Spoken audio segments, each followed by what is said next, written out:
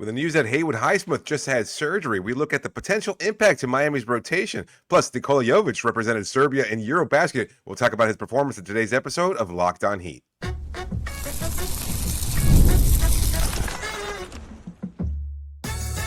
You are Locked On Heat, your daily Miami Heat podcast, part of the Locked On Podcast Network, your team every day.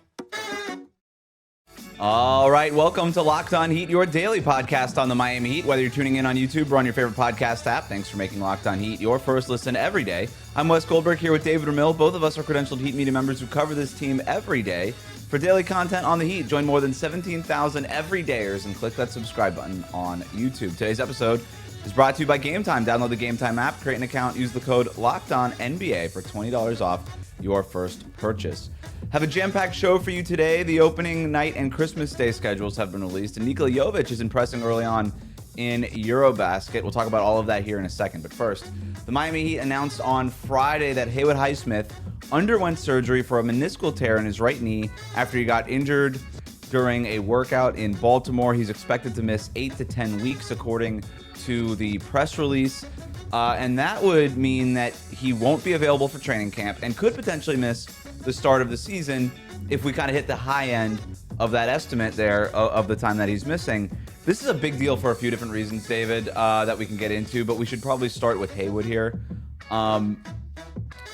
First of all, this is the first major injury of his career. He's never had a major injury like this before, so we don't really know how he's going to respond to it, but he's, famously takes great care of his body. He's in great shape. I mean, he's still pretty young.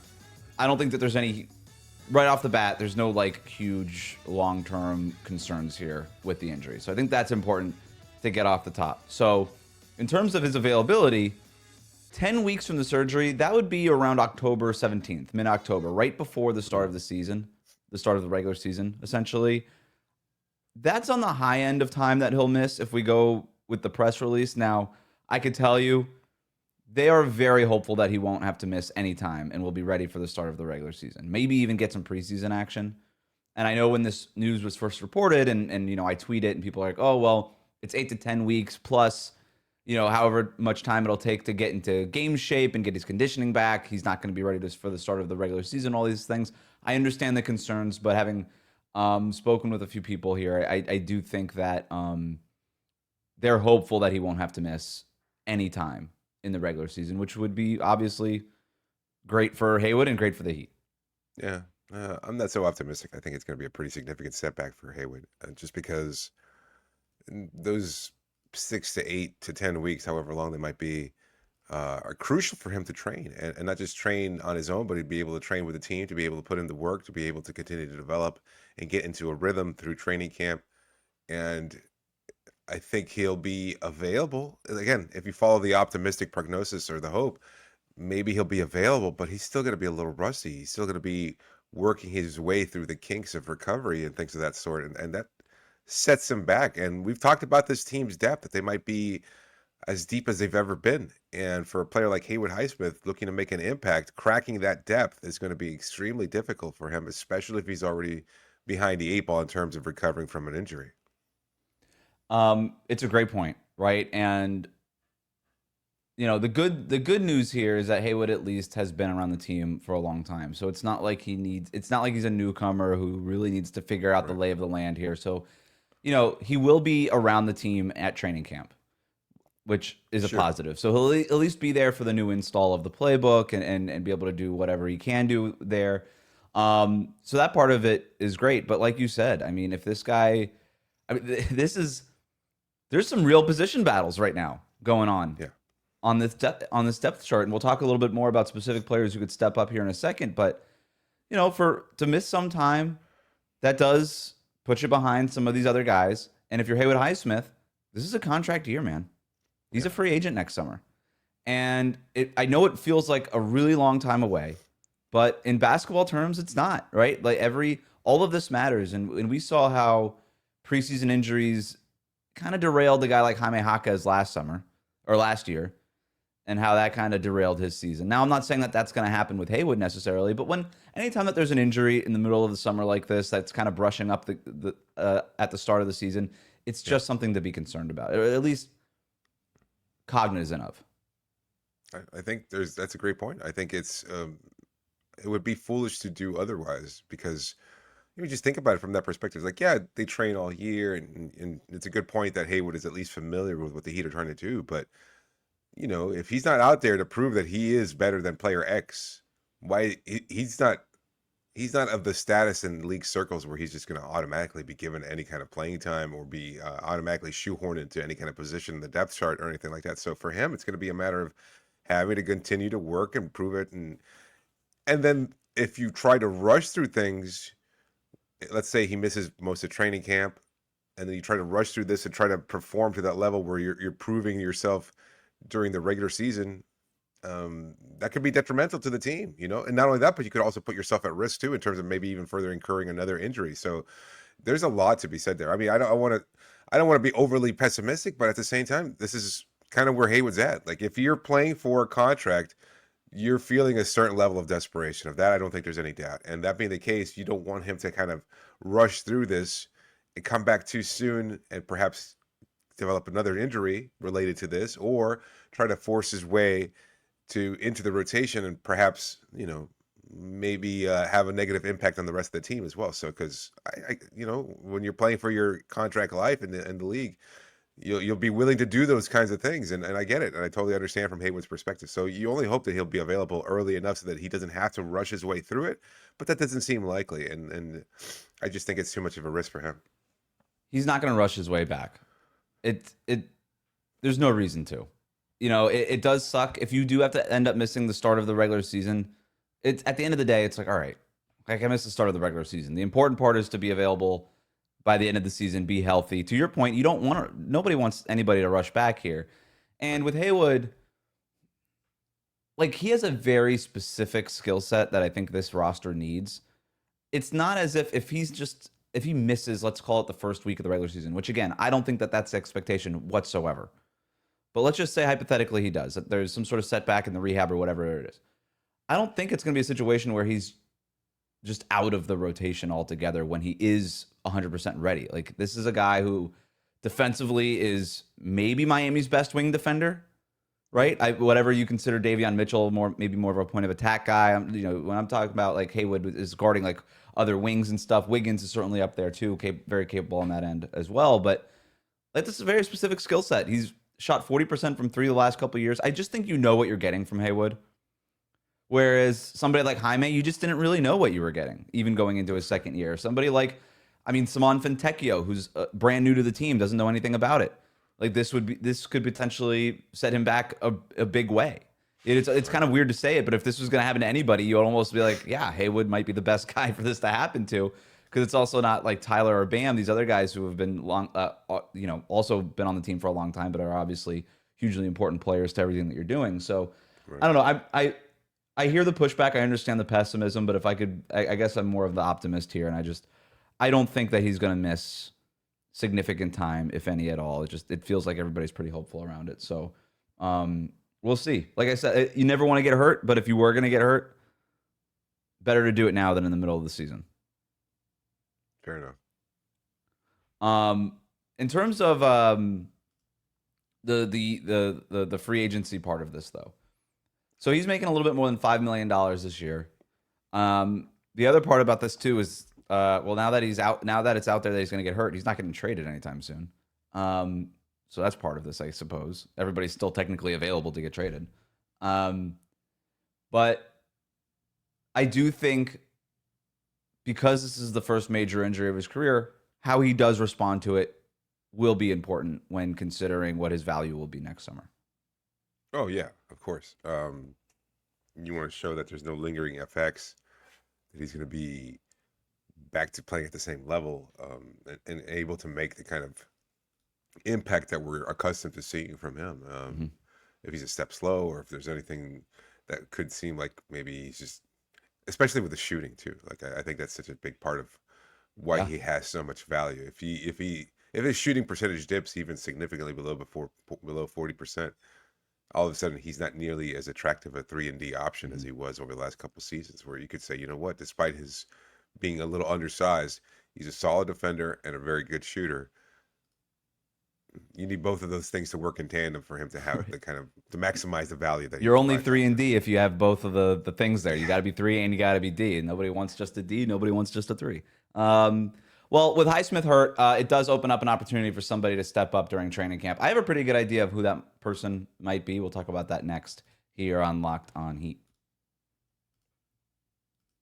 Today's episode is brought to you by Game Time. We're all been there, logging on early, waiting forever for concert tickets to go on sale. I remember going to a Ticketmaster booth back in the day and having to wait in line for those tickets, only to lose your spot to a show you've been dying to see. Live music should be about making memories, not dealing with the stress of ticket shopping.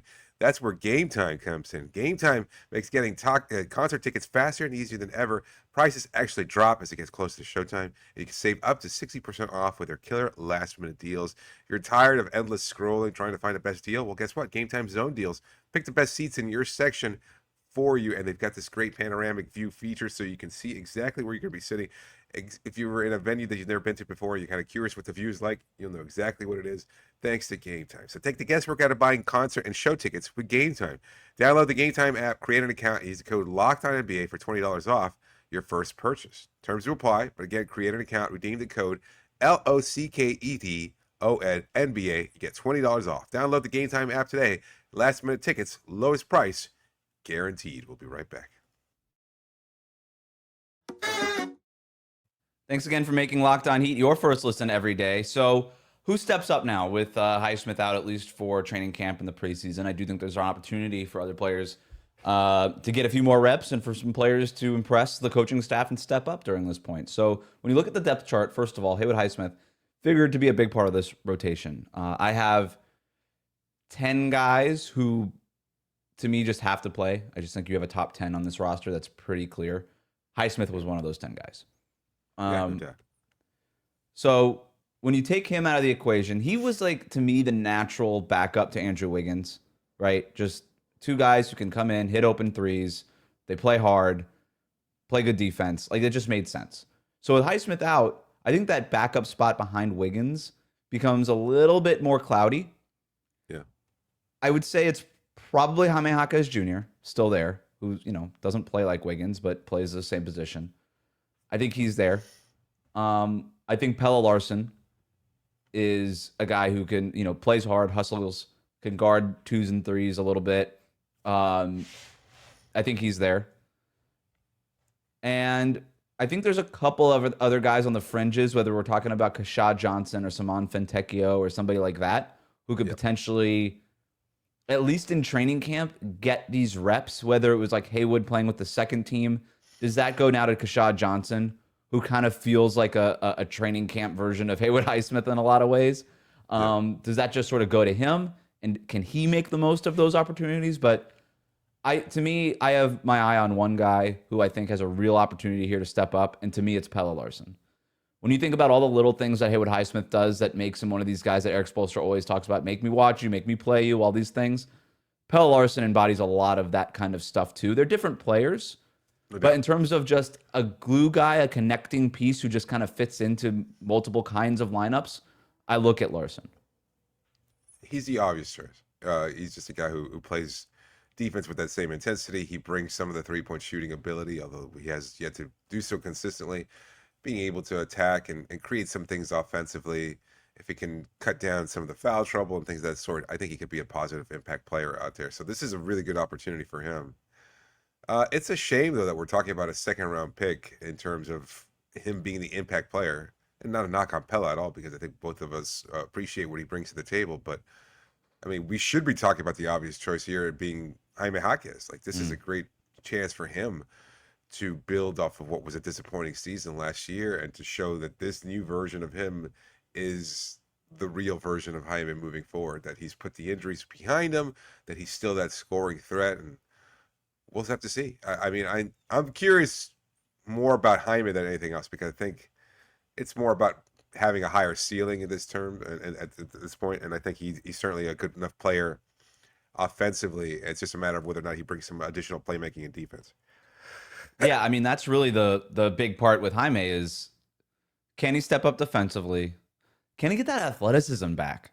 That, to me, is what I'm going to be. I remember walking into the FAU practice area 2 summers ago before, when in Jaime's rookie season, and walking in and just seeing Jaime, like for some reason I had my camera out and my phone out, and I just got a video of Jaime flying through the air and dunking, and I posted it. It goes viral. Next thing you know, Jaime's in the dunk contest. There you go. And I don't remember he never displayed that athleticism in his second year. And obviously there was injuries that were a big part of it. And that's probably, that's why. But can he recover from those injuries? Can he bounce back from those injuries? Can he get into better playing shape, better conditioning? Because I don't think he was in shape last year the way that he needed to be in shape. Again, because of the injuries. But that stuff needs to be behind him. He has got a huge opportunity in training. This is even absent the Haywood conversation. Like, this is all Jaime Jaquez Jr., dude. Like, you're a guy that could play 25 minutes a game off the bench for this team potentially and be part of some closing lineups the way that you were as a rookie. Yeah. Or you might just be sort of a bit player who it comes in every once in a while and it's hard to fit lineups around. He should be trying to supplant Andrew Wiggins in the starting lineup. Like, I mean, that's basically it. That should be his ultimate goal. I don't know how realistic that is, but I think that's where he's supposed to be. And we just, I don't know. I wonder how much of it last year was just a matter of injuries kind of taking away something that he was barely hanging on to in terms of that kind of limited athletic explosiveness. I mean, that freak athleticism that we saw as a rookie, I don't know, man. I don't know if that's a mirage or not, because we just rarely saw that. But we definitely didn't see it last year either.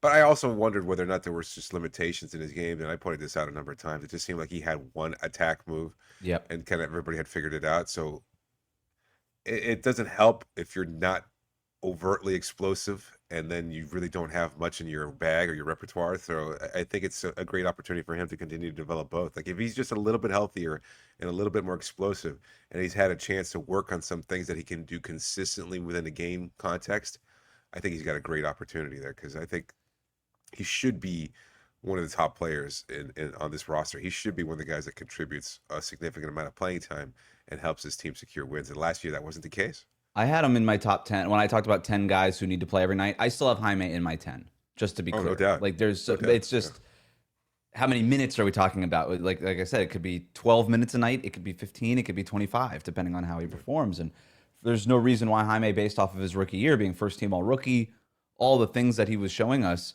he should be a 20-minute per game guy minimum. And absolutely, the point that you made about he only had like the one attack move is such a great point. You were on this early, and Eric Spoelstra basically said this in Vegas. He's like, look, he got scouted, and when you get scouted, you got to figure out counters, and it's really hard to counter when your athleticism has been sapped, the athleticism that you're used to playing with, right? I'm not saying that Jaime's counter needs to be flying through the air and dunking all the time. It's just I'm used to being able to move a certain way, and I can't move this way anymore. And so I can't really develop these counters because my body doesn't feel right.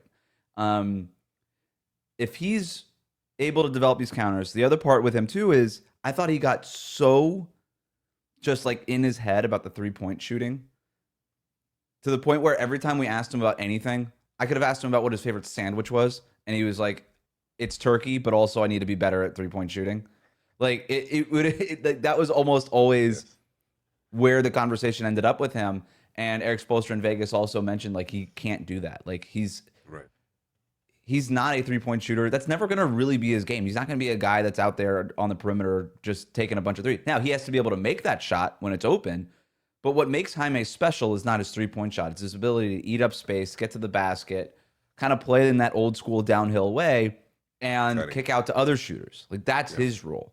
I think he's much more of a play starter than a play finisher. And it just felt like last year he was trying to finish plays as opposed to start them too much. That's fair. That's fair. Do you want to talk about another option on here? Because I think go ahead. Tikio is an interesting option. Like, I know when he was first brought on board, he mentioned how early on he kind of carved his teeth by being more of a defensive player and then kind of earning his reputation more as a three-point shooter, et cetera. Are you buying his ability to be an impact defensive player? No. I mean, I'm not gonna buy it until I see it. You know what I mean? Like, I need to.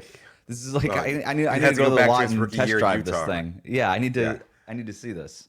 Yeah. So I mean, I don't know if he was just overstating things a little bit or trying to just kind of change a narrative out there associated with him. But yeah, it's hard to Well, believe no him. player's ever going to be out here and be like, yeah, defense isn't like really where I'm strong. That's not my bag, baby. Like that's Right. not what I do. You This know. is why when we brought Davion on, I was like, it just, you talk to NBA players across the league and they just say, hey, if I play a little bit harder, I could be a good defender. And I'm like, I don't think that's true. I don't think defense is playing hard. I think defense is a skill that you either have or you don't have. And Davion has it, Bam has it, Wiggins has it, Haywood has it. Yeah. I'm not saying that Fontecchio definitely, like, you could get better, but I'm not going to sit here and be like, yeah, Fontecchio, defensive wing stopper. It'd be nice.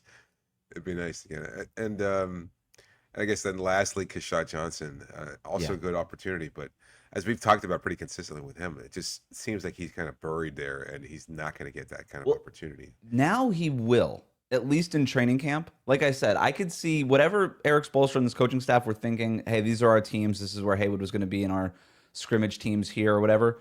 Keshad Johnson, like you hear about this in the NFL all the time. You got your scout team, Lamar Jackson, and you just put somebody that's like really fast on your team, just run around like try to be Lamar Jackson. Timu Haywood Highsmith, right? Isn't that it basically? Yeah, you just got scout team Keshad Johnson. I think that's what we're gonna, or scout Keshad Johnson will be scout team Haywood Highsmith. Right. And there could be an opportunity for Keshad, because Keshad, for him to actually crack this rotation at some point eventually, this year, next year, 2 years from whenever, the 3-point shot is going to have to come. At the end of the day, he's going to have to make open threes. And if he could do that as part of the scrimmage scout team stuff, I think there will be actual opportunity behind the scenes for Keshad in a way that maybe there wasn't as much before. So we'll see. Fair enough. Yeah. All right, we're going to move on here. Coming up, we got some news on the NBA's schedule. We know our Christmas Day games. We know our opening night games. Plus, Nikola Jovic impressing early alongside Nikola Jokic. We'll talk about that next.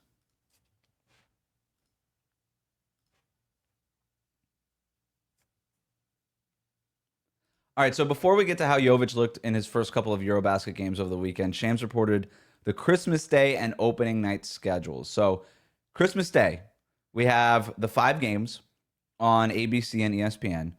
We've got Cleveland at the New York Knicks at Madison Square Garden. We've got the Spurs at the Thunder. We've got the Rockets at the Lakers. We've got Mavs at Warriors, Timberwolves at Nuggets. A couple of interesting things here, David, but what I think is really interesting,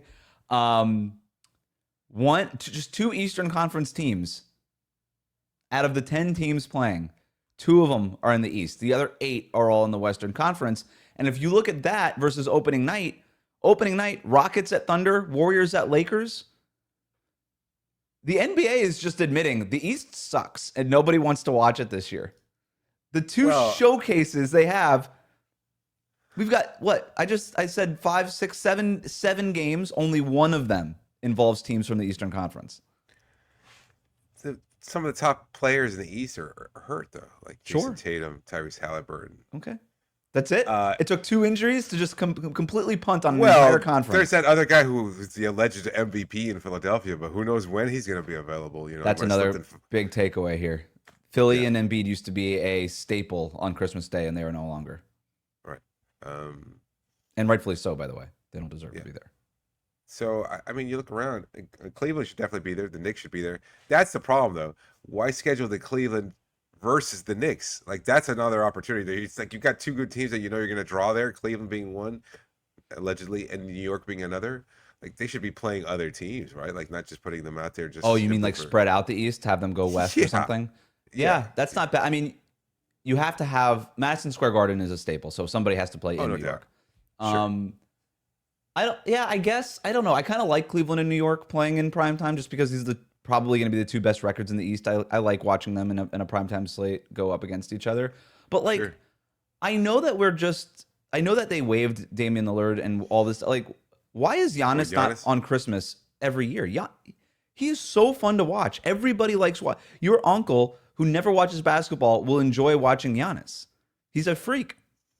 He's the Greek freak. Like, why is he not playing on Christmas? Yeah, the rest of that roster, though, kind of tough to swallow. Who cares? It's Giannis. I mean, it's like I look at a team like Dallas. Why is Dallas playing on Christmas? Why does this team continue to get rewarded for stuff? And I tweeted this, and they're like, Cooper Flag. Oh, Klay Thompson versus Steph Curry. Okay, first of all, we're 2 years since Klay has left. Okay, nobody cares about Klay versus Steph anymore. Wow. And we're giving Cooper Flagg this kind of treatment as a rookie right away? Can we see if he's good first? I think he's going to be good, by the way. I like Cooper Flagg a lot, but we're giving the rookie that kind of. Yeah, that's pretty typical though. That shouldn't be all that surprising. From Duke, etc. I guess. I think the great white hope. He ticks a lot of boxes in terms of being able to draw those peripheral fans. It's like, oh, is he the next solid player, etc. I mean, I don't know. I mean, the hype about him was so much greater earlier on this year, and I think it's kind of weaned a little bit as the draft kind of took place. But I think there's still expectations there. Summer League was a little disappointing, I would say. I don't think it's. Oh, I thought I was really impressed with him in Summer League. I know he didn't shoot it well the first night, but overall, I liked his floor game. That's sort of the benefit of kind of being there and watching it.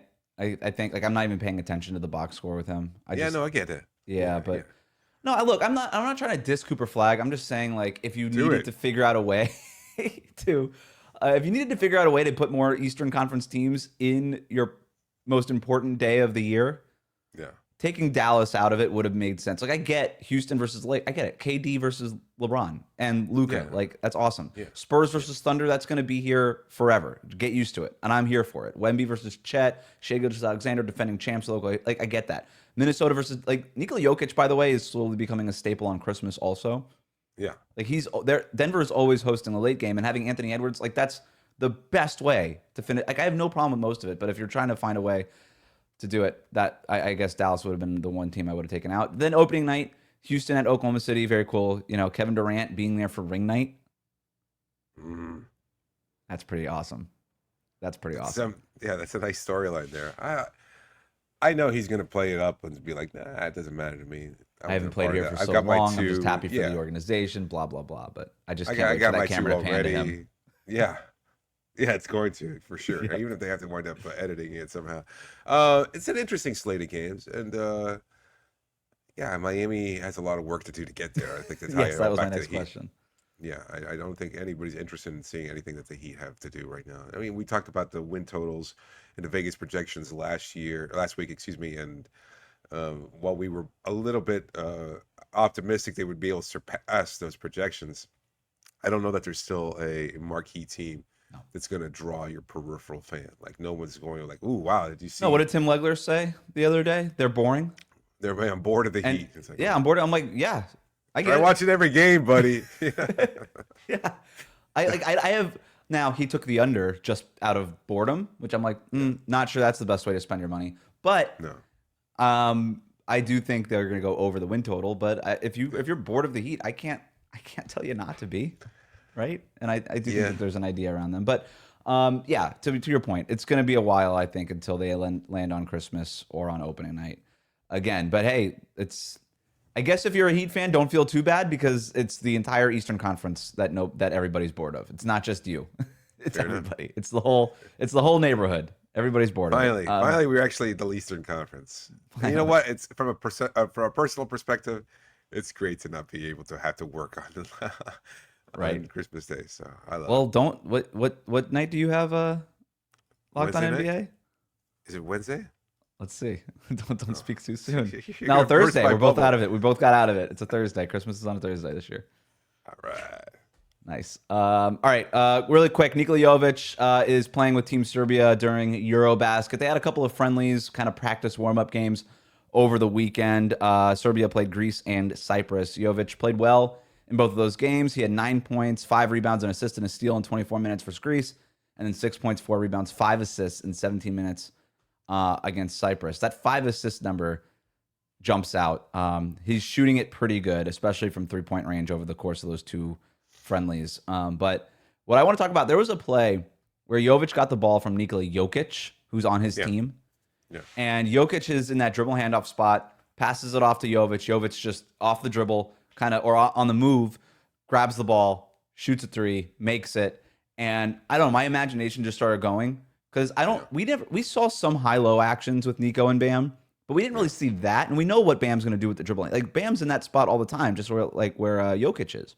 Right. I would love to see that happen this year for Miami, to see Jovic curling off a Bam DHO and shooting it for for a 3-pointer, and like all the things that you can get out of that. Like that could be a trigger to other high-low actions. That could be a trigger to like a Nico Bam pick and roll, a Nico Bam pick and pop. Like there's a lot of things that you can get to from that. I think it's really interesting.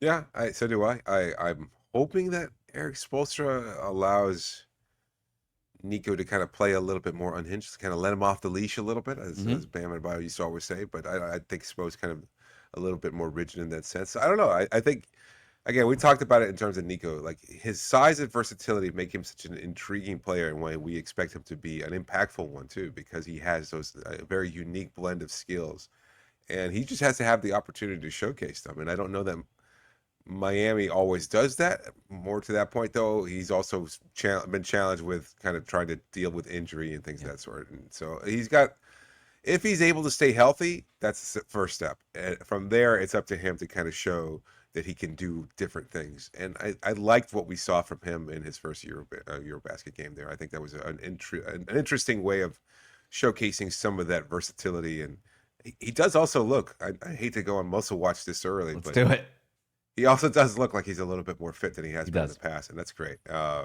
Because he's going to get challenged as a young European player in the NBA. He's going to get challenged, and we've seen that from some guys who want to get physical and try to not allow him the room to work there. And if he can just muscle up and just establish himself in that sense, I think that would go a long way towards him having that a higher baseline of confidence that he's going to be building this summer by working with Eurobasket, and then kind of just take that into the training camp. He needs to keep it going positively, because we've seen from Nico in the past, if he has a little bit of an obstacle, it just goes down the toilet, and we need him to kind of just stay in that positive vibe. And I think he's going to get it, because it seems, again, one of the benefits of playing with, I don't know, the greatest player in the world in Jokic is that he kind of he enables everybody to thrive. Right. Like the old axiom of like, does he make the players around him better?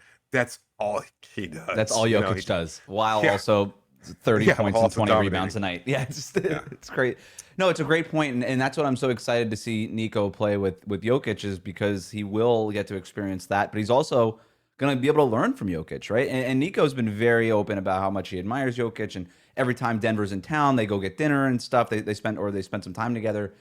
And so I think that relationship is really important. But for him to actually spend time on a basketball court in a competitive setting in Eurobasket, that's great. The other things I'm looking for from Nico in Eurobasket is to see how many minutes he's getting, specifically at the end of these games, some of these close games that Serbia will inevitably start playing here. I think that's a big thing. But look, if you and I are noticing stuff like this that they're doing in Serbia, Eric Spoelstra is noticing it too. He's watching all of these games. He's watching Nico with them. He's watching Fontecchio in Italy. He's watching Norm Powell with Jamaica. Like, he's watching all of these games just to see. And I bet that when he sees Nico coming off a DHO with a handoff being from Nikola Jokic, I would be shocked if he didn't have the same thought we had, where it's like, Bam could do that. Why not? So we'll see. We'll see what ends up happening there. We'll be covering Eurobasket a ton when the games actually start mattering towards the end of this month, and anything that happens before that, of course, obviously with some of these friendly games and warm-up sessions and things like that. But for now, thanks for making Locked On Heat your first listen today. For your second listen, find the Locked On NBA podcast where there is no offseason. Doug, Matt, and Hayes keep you up to date on contract negotiations, rumors, and everything you need to be the most informed NBA fan. Find Locked On NBA on YouTube and wherever you listen to podcasts, part of the Locked On Podcast Network, your team every day.